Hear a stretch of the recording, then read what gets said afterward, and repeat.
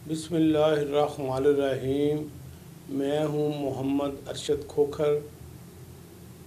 Programme फिल्मी सितारे लेकर रहमानी न्यूज़ HD की जानिब से हमारी आज की स्टार्स हैं स्टेज की बेताज बादशाह नरगिस।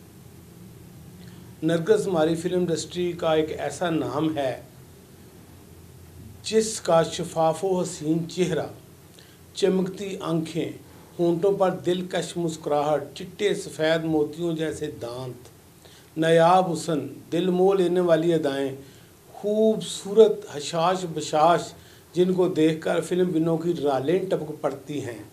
और फिर जब वो कहती हैं नेड़े आ जालमा वे, मैं ठर गई हाँ, मैं मर गई हाँ, तो फिल्म बिनों पर क्या क़यामत गुजरती है। और फिर वो इससे बढ़कर जब वो कहती हैं मेरी गल्लां उत्ते दंदियां वड वड के मुंडा मोर इश्क दी लावे, उन्होंने इसलिए नहीं रोकदी मैनू आप मज़ा पे आवे। और फिर जब वो कहती हैं बुढ़े वारे भी इश्क पिया करना पांदा होवेगा जवानी च हनेर जालमा, तो दीवारों के साथ टकरे मारते हैं फिल्म बीन। ये ऐसे गाने नरगिस के जो नरगिस पिक्चर्स स्टेज पर भी सुने हैं उन्होंने। ऐसा लगता था जैसे नरगिस में कोई बरकी आला या फिर कोई जिन दाखिल हो जाता है जब वो डांस करती हैं। नरगिस 1974 में चीचा वतनी में पैदा हुई। वालदैन ने उनका नाम गजाला रखा। फिल्मों में आकर वो नरगिस बन गई। नरगिस ने हदायतकार अल्ताफ़ हुसैन की फिल्म रानी बेटी राज करेगी में आरोह लोहार के साथ एक दुगाना गाया और उस पर जो डांस किए, जिस तरह की उसकी मुस्कुराहट थी, फिल्म बीन पागल हो गए। फिर जब हदायतकार मसूद भट्ट की फिल्म मैडम रानी रिलीज़ हुई तो उसमें एक गाना था तू चीज़ बड़ी है मस्त मस्त।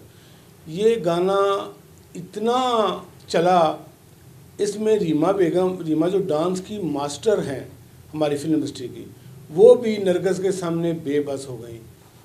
40-50 फिल्मों में सानवी किरदार रीमा ने अदा किए, लेकिन जो उनके अंदर का जिन था वो बाहर नहीं आ रहा था। उसको बाहर निकालने के लिए उन्होंने अपनी 3 फिल्में प्रोड्यूस की। पहले सुआ जोड़ा, फिर सुहागन, फिर गुंडी रन, और बहुत कामयाब ये फिल्में हुई। नरगिस वाकई इन फिल्मों में फ़न की बुलंदियों पर थी।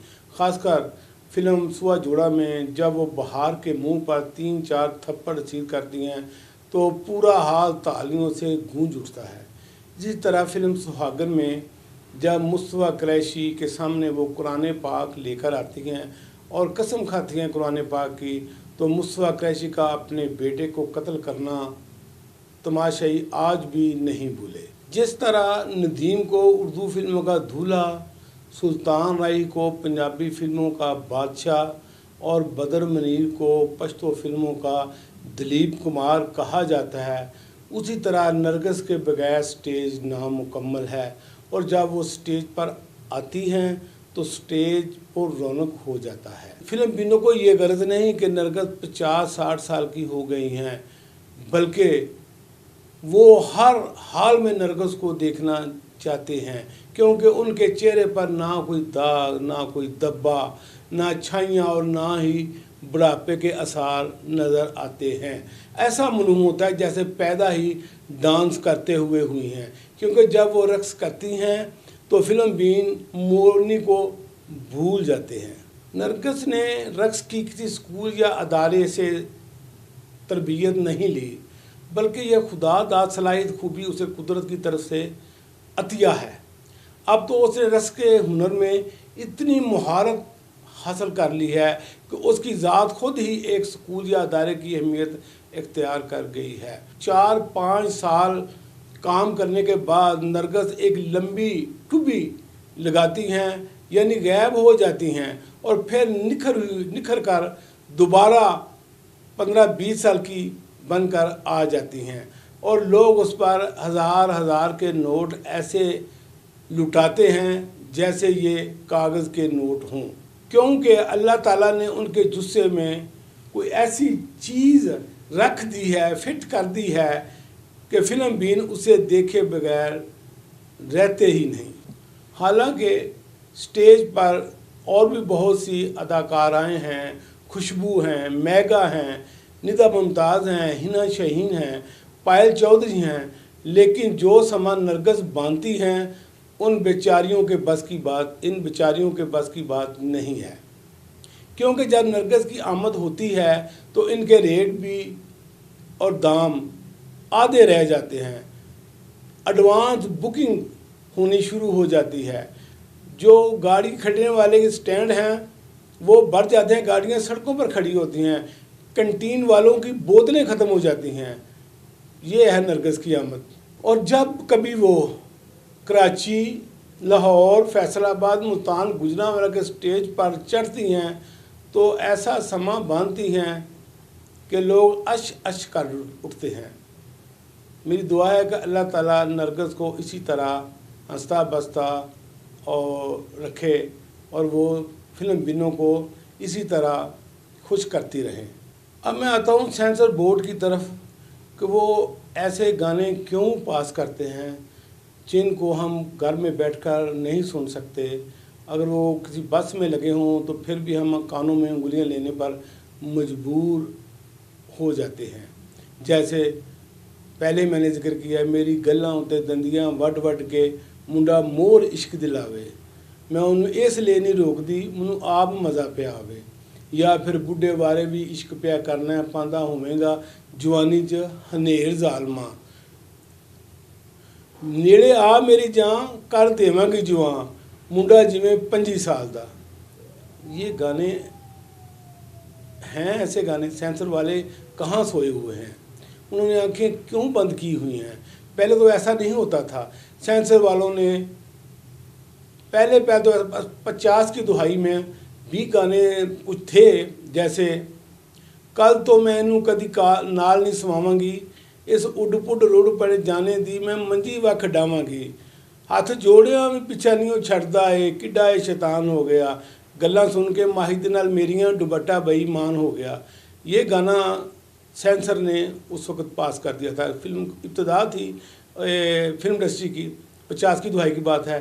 फिर 60 की दुहाई में सेंसर बोर्ड कुछ सख्त हुआ और उसने फिल्म पानी का एक गाना जो शहीरी पर पिक्चराइज हुआ, मेरा खुला चिग्गा टुट पैना तंग हो गया, उसको रोक लिया और सेंसर कर दिया, बैन कर दिया उस गाने को।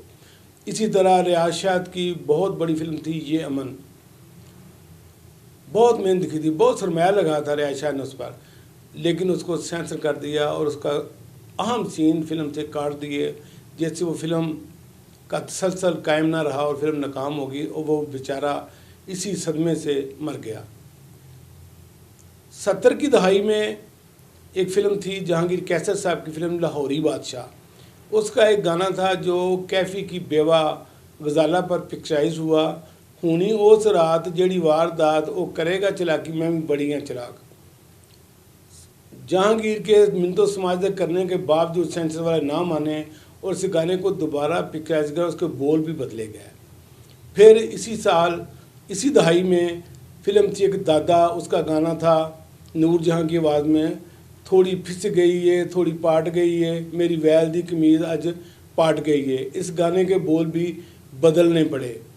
फिर 80 की दुहाई में अदरीस खां की फिल्म थी, हदायतकार अदरीस खां की फिल्म थी गवर्नर, उसमें शकीला क्रैशी का पर 2 गाने पिक्चर हुए, गुजरी बनी होती हैं, दुध लै लो दुध, सज्जी ले खब्बी लेटा, कभी सीधी लेटा कभी पुठी लेटा, दुध लै लो दुध, यानी इस किस्म के उसके बोल थे।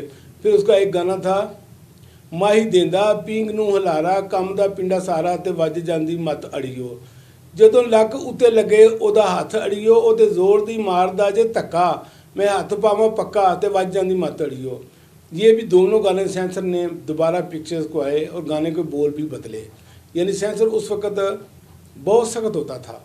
लेकिन 90 की दुहाई में, जब 90 की दहाई के बाद या 90 की दहाई में नेड़े आ जालमा वे मैं ठर गई हाँ, मैं मर गई हाँ, या केड़ी केड़ी शायद तेरी अख तो लकावा, मैं सेंसर वालों ने जाने दिए और फिर ये गाने जो हैं नरगिस पर पिक्चर्स, बब्बू खान के ये बेहुदा गाने, नरगिस को क्या ज़रूरत थी इस किस्म के गाने पिक्चर्स होने की, वो तो बहुत बड़ी स्टारा हैं, लेकिन हदायतकार मजबूर करते हैं ऐसे गाने। ना तो इसमें कसूर है नसीबुल लाल का और ना ही अल्ताफ़ बाजवा का जिसने ये गाने लिखे हैं, लेकिन ये सेंसर बोर्ड का तो कसूर है ना। वो ऐसे गाने क्यों पास करते हैं जिनसे सुनकर हम बहन भाई के साथ सुन नहीं सकते, वो ऐसे गाने क्यों फैमिली में बैठकर नहीं सुन सकते, वो ऐसे क्यों गाने सेंसर करते हैं। फिर मुझे ख्याल आया कि जब इस मुल्क में सिलेक्टेड लोग हों और उन्होंने सिलेक्टेड आदमी ही आगे रखे होते हैं, जैसे रफ़ीक तारड़ साहब, जस्टर क़यूम, सैफुर रहमान, इफ्तिखार चौधरी, इसहाक खां वगैरह जैसे लोग ये ओपन जगहों पर आ सकते हैं। आज लंदन में क्या हो रहा है, इफ्तिखार चौधरी मेरे बड़े फेवरेट थे, मैं उनको बहुत पसंद करता था, बल्कि मुल्क के तमाम विकला ने अपने चैम्बरों में कायदे आज़म के साथ इफ्तिखार चौधरी की तस्वीर लगाना शुरू कर दी थी। लेकिन क्या हुआ, खोदा पहाड़ निकला चूहा। और फिर सेंसर बोर्ड इन सिलेक्टेड लोगों में ज़ेबा बेगम इंतहाई शरीफ नफस मेरी वो फेवरेट अदाकारा हैं, उनकी कोठी हथियाने के लिए उनको सेंसर बोर्ड का चेयरमैन बनाया गया ताकि उनसे उनकी कोठी खरीद लें सस्ते दामों। ज़ेबा बेचारी ने अपनी कभी फ़िल्म नहीं देखी, अपनी भरपूर दौर में अपनी फ़िल्म वो कम देखती थी, और फिर वो उर्दू स्पीकिंग है, वो पंजाबी फ़िल्मों से नावाकिफ़ है, उनको सेंसर बोर्ड का चेयरमैन बना दिया। वो क्या देखती, फिर वो मोहम्मद अली के साथ 40 साल रही हैं। मोहम्मद अली इंतहाई शरीफ नफ्स इंसान थे, उनकी कई मिसालें हैं। मसलन वो पीपल पार्टी के बड़े जियाले थे, ताकि यहाँ तक कि वो भुट्टो जब कोट लखपत जेल में थे वो खाना खुद लेकर जाते थे, उनको खिलाते थे। फिर ज़िया-उल-हक आए और ज़िया-उल-हक ने मोहम्मद अली को राम कर लिया और मोहम्मद अली उसके दीवाने हो गए, उनकी बातों में आ गए। फिर जब ज़िया-उल-हक के बाद नवाज शरीफ आए तो उनके भी मामले दूसरी बन गए, यानी जो उनको बताता वो मान लेते। उनको तो हलाला करने वाला मौलवी होना चाहिए था, यानी उन्होंने मुन्नी चंदा कह कर सुबह फारग करते रहो वो तो इस किस्म के इंसान थे। फिर ज़ेबा ने उनके साथ 40 साल गुजारे। ज़ेबा में नरमी तो थी ना, वो लहज़ी तबीयत की मालिक है, उनको ये सारे अदाकार उनके साथी थे, संगीता, शमीम मारा, परवेज़ राना वगैरह, उन्होंने काम किया हुआ था, सैयद नूर वगैरह। तो वो क्या करती, ये तल्ले मिलते करके ये गाने निकलवा लेते थे। कसूर तो सारा सेंसर बोर्ड का है ना, या फिर जिसने ये सिलेक्टेड लोग रखे हैं उसका कसूर है। इंशाअल्लाह अगले हफ्ते फिर हाज़िर होंगे नए मौजू के साथ। खुदा हाफ़िज़।